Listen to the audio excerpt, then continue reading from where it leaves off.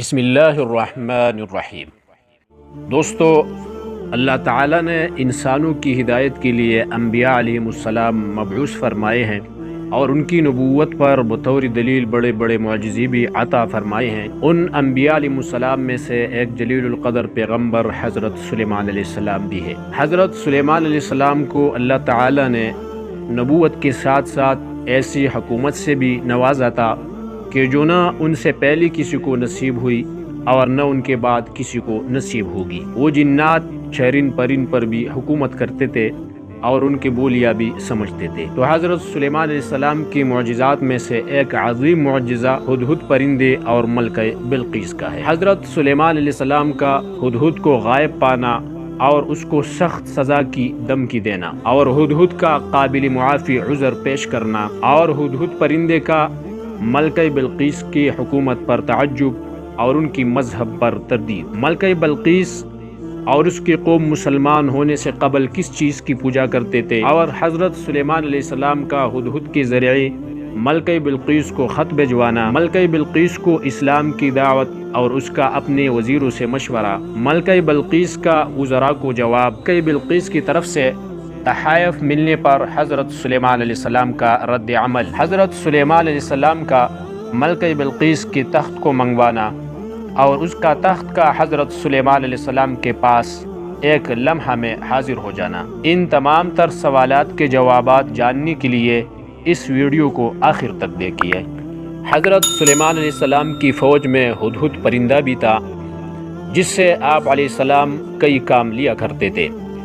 ایک مرتبہ آپ علیہ السلام نے اسے غائب پایا تو کہا اس کے غائب ہونے پر میں اس کو سخت سزا دوں گا یا اسے ذبح کر دوں گا یا وہ میرے پاس اپنا کوئی صحیح عذر لے کر آئے۔ کچھ دیر کے بعد ہدہد ایسی خبر لے کر آیا کہ جس سے اللہ کی نبی حضرت سلیمان علیہ السلام بھی بے خبر تھے۔ اس کی غیر حاضری کا معقول عذر ہونے کی وجہ سے قصور قابل معافی تسلیم کیا گیا۔ ہدہد نے آ کر بتایا، میں نے سبا کے علاقہ میں ایک عورت کو لوگوں پر حکمرانی کرتے دیکھا ہے، لہٰذا آپ علیہ السلام نے ہدہد کے ذریعے اسے خط بھیجا جس کا ملکہ بلقیس نے جواب دیا، فرمان الہی ہے، سورہ نمل۔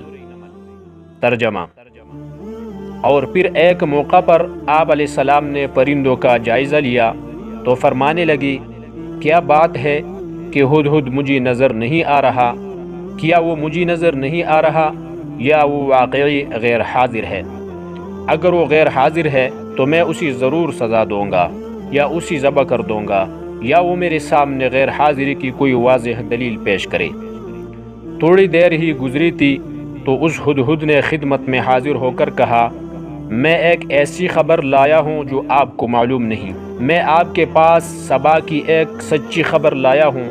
بلا شبہ میں نے وہاں دیکھا کہ ایک عورت ان پر حکمرانی کر رہی ہے جسے اللہ کی طرف سے ضرورت کی ہر چیز عطا کی گئی ہے اور اس کے پاس ایک بڑا شاہی تخت بھی ہے۔ میں نے اسے اور اس کے قوم کو دیکھا کہ وہ اللہ کو چھوڑ کر سورج کو سجدہ کرتے ہیں اور شیطان نے ان کے لیے ان کے اعمال کو خوبصورت بنا کر پیش کیا ہے اور انہیں سیدھے راہ سے روک دیا ہے، پس وہ ہدایت سے ہٹ چکے ہیں، اسی لیے وہ اس اللہ کو سجدہ نہیں کرتے جو آسمانوں اور زمینوں کی پوشیدہ چیزوں کو باہر نکالتا ہے اور وہ سب کچھ جانتا ہے جو تم چھپاتے ہو اور جو ظاہر کرتے ہو۔ اللہ ہی ہے جس کے سوا کوئی معبود برحق نہیں، وہی عرش عظیم کا رب ہے۔ سلیمان علیہ السلام نے فرمایا، ابھی ہم دیکھیں گے کہ تم نے سچ کہا ہے یا جھوٹے ہو۔ تم میرا یہ خط لے کر جاؤ اور ان کے سامنے ڈال دو، پھر ان کے پاس سے ذرا ہٹ کر دیکھو کہ وہ کیا جواب دیتے ہیں۔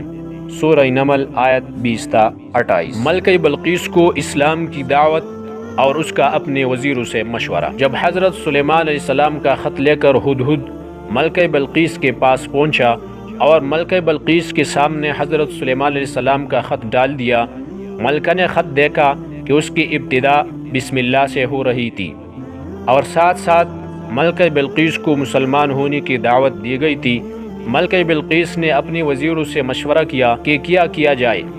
انہوں نے بڑے جذباتی انداز میں کہا، آپ جو بھی حکم کریں گے ہم تعمیل کرنے کے لیے تیار ہیں، جیسے آپ چاہے کریں۔ فرمان الہی ہے سورہ نمل۔ ترجمہ: وہ ملکہ سبا کہنے لگی، اے سرداروں، میری طرف ایک اہم خط ڈالا گیا ہے، بلا شبہ جو سلیمان علیہ السلام کی طرف سے ہے، اور بے شک اس کی ابتدا اللہ کے نام سے ہے جو خوب بخشنے والا، بے حد رحم کرنے والا ہے۔ اس میں لکھا ہے کہ تم میرے مقابلہ میں سرکشی نہ کرو اور مسلمان بن کر میرے پاس آ جاؤ۔ اس ملکہ نے کہا، اے قوم کے سردارو، اس معاملہ میں مجھے اپنا مشورہ دو، جب تک تم موجود نہ ہو میں کسی معاملہ کا قطعی فیصلہ نہیں کرتی۔ ان سب نے جواب دیا، ہم بڑے طاقتور اور سخت جنگجو لڑنے والے ہیں، فیصلہ کا اختیار آپ کے پاس ہے، آپ خود ہی سوچ لیجئے کہ آپ ہمیں کیا حکم دیتی ہے۔ سورہ نمل آیت 29 تا 33۔ ملکہ بلقیس کا وزراء کو جواب۔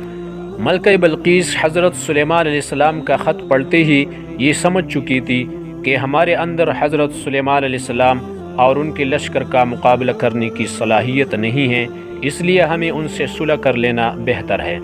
لہٰذا اس نے اپنے وزراء کو کہا کہ بادشاہ جب کسی بستی میں داخل ہوتے ہیں تو وہاں کے معززین کو ذلیل کر دیتے ہیں، اس لیے بہتر ہے کہ میں کچھ تحائف دے کر یہ اندازہ لگا لوں کہ وہ بادشاہ ہے یا اللہ کی نبی ہے۔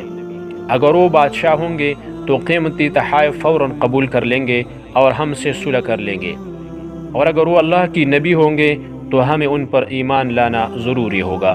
فرمان الہی ہے سورہ نمل۔ ترجمہ: اس ملکہ نے کہا، بادشاہ جب کسی بستی میں داخل ہوتے ہیں تو اسے برباد اور وہاں کے باعزت لوگوں کو ذلیل کر دیتے ہیں، اور یہ لوگ بھی ایسا ہی کریں گے۔ اس ملکہ نے کہا، بے شک میں ان کے پاس ہدیہ بیچتی ہوں، پھر دیکھتی ہوں کہ میرے قاصد کیا جواب لے کر آتے ہیں۔ سورہ نمل آیت 34 تا 35۔ ملکہ بلقیس کی طرف سے تحائف ملنے پر حضرت سلیمان علیہ السلام کا رد عمل۔ حضرت سلیمان علیہ السلام نے ملکہ بلقیس کی بھیجے ہوئی تحائف دے کے تو قاصد کو یہ کہتے ہوئے واپس بھیج دیا کہ انہیں بتا دو، اللہ تعالی نے مجھے خوب مال و دولت سے نوازا ہے، مجھے اس مال و دولت کی کوئی ضرورت نہیں، لہٰذا تم مسلمان ہو جاؤ یا پھر ایسے لشکر کا مقابلہ کرنے کے لیے تیار ہو جاؤ جس کا مقابلہ کرنے کی تم میں سکت نہیں اور وہ تمہاری ذلت کا باعث بنے گا۔ فرمان الہی ہے سورہ نمل۔ ترجمہ: پس جب ملکہ سبا کا قاصد سلیمان علیہ السلام کے پاس پہنچا تو آپ علیہ السلام نے فرمایا، کیا تم مجھے مال کا لالچ دیتے ہو؟ مجھے اللہ نے جو دیا ہے وہ اس سے بہت بہتر ہے، جو اس نے تمہیں دیا ہے تمہارا یہ تحفہ تمہیں ہی مبارک ہو جس پر تم اترا رہے ہو۔ پھر سلیمان علیہ السلام نے قاصد سے کہا، تم ان کی طرف واپس لوٹ جاؤ، اب ہم ضرور ان پر ایسے لشکروں سے حملہ کریں گے جن کا وہ مقابلہ نہیں کر سکتے، اور ہم انہیں ذلیل کر کے وہاں سے نکال دیں گے اور وہ بہت ہی زیادہ رسوا ہوں گے۔ سورہ نمل آیت 36 تا 37۔ حضرت سلیمان علیہ السلام کا ملکہ بلقیس کے تخت کو منگوانا۔ جب حضرت سلیمان علیہ السلام کے قاصد نے جا کر ملکہ بلقیس کو بتایا کہ انہیں اللہ تعالیٰ نے خوب مال و دولت دے رکھا ہے، لہٰذا وہ تمہارے خلاف بہت بڑا لشکر لے کر آ رہا ہے، ملکہ بلقیس فوراً سمجھ گئی اور اس نے اپنی وزراء سے کہا کہ چلے حضرت سلیمان علیہ السلام پر ایمان لے آتے ہیں۔ جیسے ہی وہ وہاں سے نکلی، اللہ تعالیٰ نے بذریعہ وحی آپ علیہ السلام کو مطلع کر دیا۔ آپ علیہ السلام نے اس کا تخت منگوا لیا اور اس کے لیے شیشے کا ایک محل تیار کروایا تاکہ اس کا امتحان لے سکیں۔ جیسے ہی وہ آپ علیہ السلام کے پاس پہنچی، اپنا تخت دیکھ کر بڑی حیران ہوئی اور شیشے کا بنا ہوا محل دیکھ کر حیرت میں پڑ گئی اور پکار اٹھی کہ آج سے پہلے میں نے اپنے نفس پر بہت زیادہ ظلم کیا ہے، لہٰذا میں سلیمان علیہ السلام کے ساتھ اللہ تعالیٰ کی فرمان بردار بن گئی ہوں۔ فرمان الہی ہے سورہ نمل۔ ترجمہ: سلیمان علیہ السلام نے فرمایا، اے سردارو، تم میں سے کون ہے جو ان کی مسلمان ہو کر پہنچنے سے پہلے اس ملکہ کا تخت میرے پاس لے آئے؟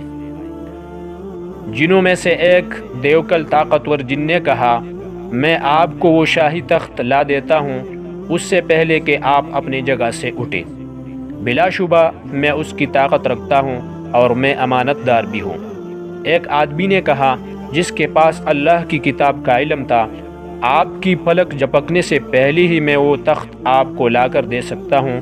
پھر جب آپ علیہ السلام نے اس تخت کو اپنے پاس موجود پایا تو فرمانے لگے، یہ میرے رب کا فضل ہے تاکہ وہ مجھے آزمائے کہ میں شکر ادا کرتا ہوں یا ناشکری، اور جو کوئی شکر ادا کرتا ہے تو اس کا شکر در حقیقت اس کے اپنے لیے ہی مفید ہے، اور جو ناشکری کرے بلا شبہ میرا رب بڑا بے نیاز بہت ہی عزت والا ہے۔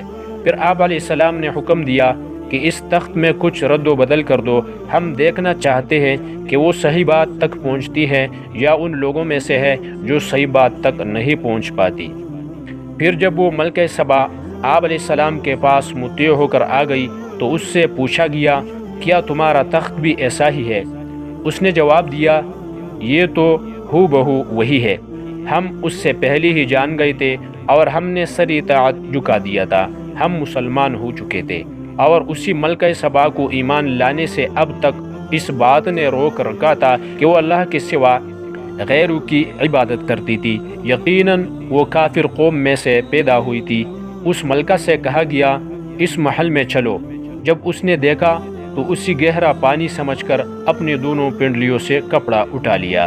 سلیمان علیہ السلام نے کہا، یہ تو جڑے ہوئے شیشوں کا چکنا فرش ہے۔ اس پر وہ ملکہ پکار اٹھی، اے میرے رب، بے شک میں اب تک سورج کی عبادت کر کے اپنے آپ پر ظلم کرتی رہی ہو، اور اب میں سلیمان علیہ السلام کے ساتھ اللہ رب العالمین کی مطیع اور فرمان بردار بنتی ہوں۔ سورہ نمل آیت 38 تا 44۔ وضاحت: ملکہ سبا کو اللہ تعالیٰ کی عبادت سے جس چیز نے روک رکھا تھا وہ غیر اللہ تعالیٰ کو چھوڑ کر اس کی پیدا کردہ چیزوں کی عبادت کرتی تھی۔ اس کی وجہ یہ تھی کہ وہ ایک کافر قوم سے تعلق رکھتی تھی، اس لیے وہ توحید کی حقیقت سے بے خبر رہی۔ حدیث رسول اکرم صلی اللہ علیہ وسلم: رسول اکرم صلی اللہ علیہ وسلم کو ایران میں ایک عورت کی حکمران ہونے کی خبر پہنچی تو آپ صلی اللہ علیہ وسلم نے فرمایا، وہ قوم کبھی فلاح کامیابی نہیں پا سکتی جس نے عورت کو اپنا حکمران بنا لیا۔ یہ حدیث بخاری شریف کی ہے۔ دوستو، اس واقعہ سے ہمیں کیا سبق ملتا ہے؟ اس سے ہمیں یہ سبق ملتا ہے کہ اللہ کے سوا کوئی مخلوق چاہے انبیاء کیوں نہ ہو، جب تک اللہ اس کو کسی غیب کی وحی نہ کرے تو وہ اس سے بے خبر ہوتا ہے۔ جس طرح کہ حضرت سلیمان علیہ السلام کو ملکہ بلقیس اور اس کے قوم کی کوئی خبر نہ تھی، اسی طرح اس واقعہ سے ہمیں یہ بھی سبق ملتا ہے کہ ہدہد ایک چھوٹا سا پرندہ ہے اور وہ عورت کی حکومت پر تعجب کرتا ہے اور اللہ کے سوا سورج کو سجدہ کرنا گوارا نہیں کرتا، حالانکہ وہ احکام الہی کا مکلف بھی نہیں ہے۔ اتنا بڑا کارنامہ کیا کہ ملکہ اپنے مذہب سے توبہ طائب ہو کر مسلمان ہو گئی، اور ہم تو انسان اور مسلمان ہیں، ہم کو تو ہدہد سے بھی آگے بڑھنا چاہیے، اس لیے کہ ہم احکام الہی کی مکلف ہیں۔